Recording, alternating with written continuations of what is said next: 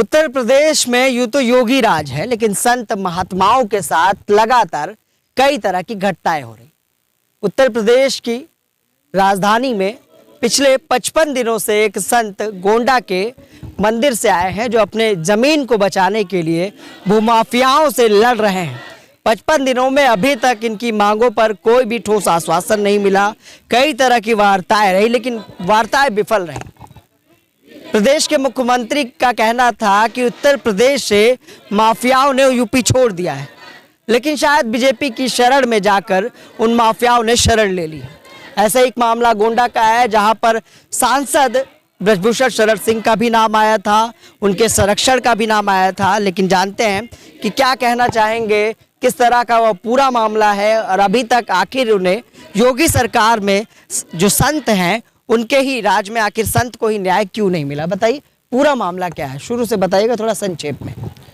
देखिए, ऐसा है, मैं मनोरमा उद्गम स्थल का पुजारी सम्राट दास हूँ। बीते मैं 55 दिनों से इको गार्डन पर अनशन कर रहा हूँ। इसके बाद भी कोई ऐसे प्रशासनिक अधिकारी नहीं आए हैं कि जो हमारी शुद्ध खबर ले सके।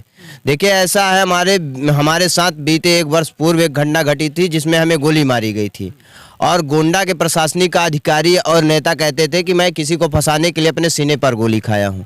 बड़े दुर्भाग्य की बात है कि मैं एक संत होकर के किसी को फंसाने के लिए मैं अपने सीने पर गोली खा लेता हूँ।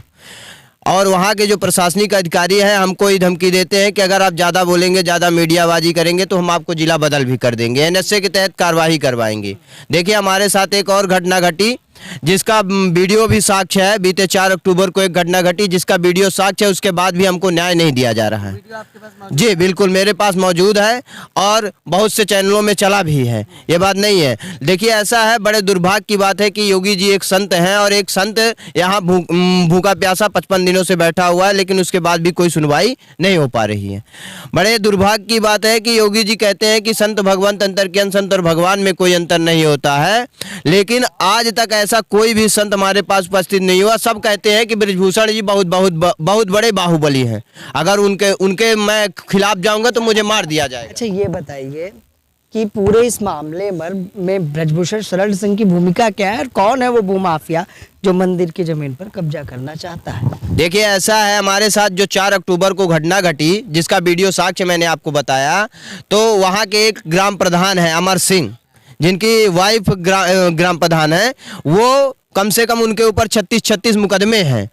उसके बाद भी वहाँ के जो प्रशासनिक अधिकारी हैं उन्हीं का साथ देते हैं और हमको धमकी देते हैं कि अगर आप ज़्यादा बोलेंगे, ज़्यादा मीडियाबाजी करेंगे तो हम जिला बदल कर देंगे, एनएसए के तहत कार्रवाई करवाएंगे आपके ऊपर। लेकिन हमें ये नहीं पता चल पाता है कि ये बताइए, मतलब 36 मुकदमे हैं, तो अमर सिंह कितनी बार जिला बदल हुआ?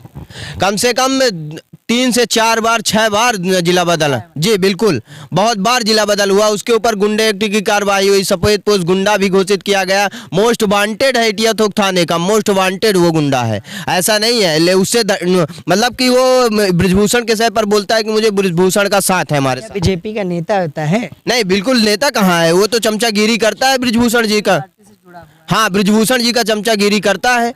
अब मान लीजिए वो बीजेपी से है तो क्या पता बीजेपी में सम्मिलित होना चाहता हो। क्या कार्रवाई आप चाहते हैं जिसको लेकर 55 दिन से बैठे हुए हैं? देखिए, ऐसा है कि मेरी मंदिर मठ को तुम अपने निशाने पर मत लो, मेरा मंदिर तुम छोड़ दो, अपना जो करना हो करो, मुझे किसी से मतलब नहीं है। मेरी मंदिर की जमीन, मेरा मंदिर जो है उसे छोड़ दो, बाकी मैं देख लूंगा। अच्छा, ये बताइए कि उत्तर प्रदेश में संत महात्मा की सरकार चल रही है, योगी सरकार चल रही, तो क्या लगता है 55 दिनों में किस तरह की सुनवाई हुई? आगे चंद दिनों में 22 का चुनाव होने वाला है, तो क्या कहना चाहेंगे? अगर मांगे पूरी नहीं हुई तो क्या करोगे आप लोग?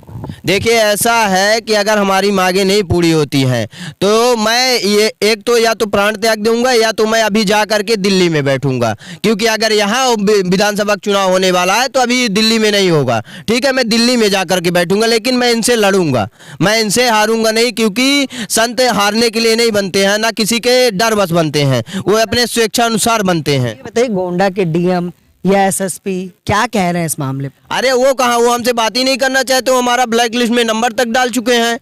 अब वो हमारा साथ ही नहीं दे रहे हैं, और उसका साथ दे रहे हैं, उसके पास पैसे पहुंच जा रहे हैं डीएमएसपी के पास। थाना हमारा एटिया थोक थाना है। जी, नहीं बिल्कुल नहीं, कोई एक बार भी फोन नहीं किए हैं।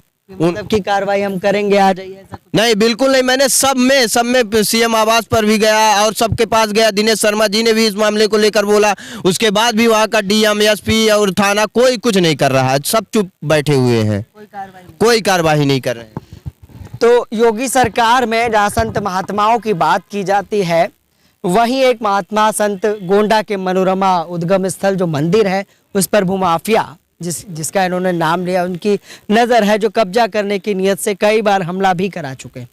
डीएम और एसएसपी गोंडा के इस पूरे मामले पर किसी भी तरह की प्रतिक्रिया नहीं दे रहे हैं। यहाँ तक उप मुख्यमंत्री दिनेश शर्मा ने भी कड़ी कार्रवाई के निर्देश दिए, लेकिन शायद उत्तर प्रदेश की योगी सरकार की बातों का असर अधिकारियों पर पूरे यूपी में नहीं हो रहा। शायद यही कारण है कि 55 दिनों से ये संत महात्मा इसी तरह से धरना स्थल पर जमे हैं, लेकिन योगी सरकार और उनके प्रशासनिक अधिकारियों के कानों पर जो भी नहीं रेंगी। शायद सरकार का डर अधिकारियों में खत्म हो चुका है। अब शायद इसका खामियाजा 22 के चुनाव में भी भुगतना पड़ सकता है। सहयोगी भरत के साथ मैं विक्रम, लखनऊ से।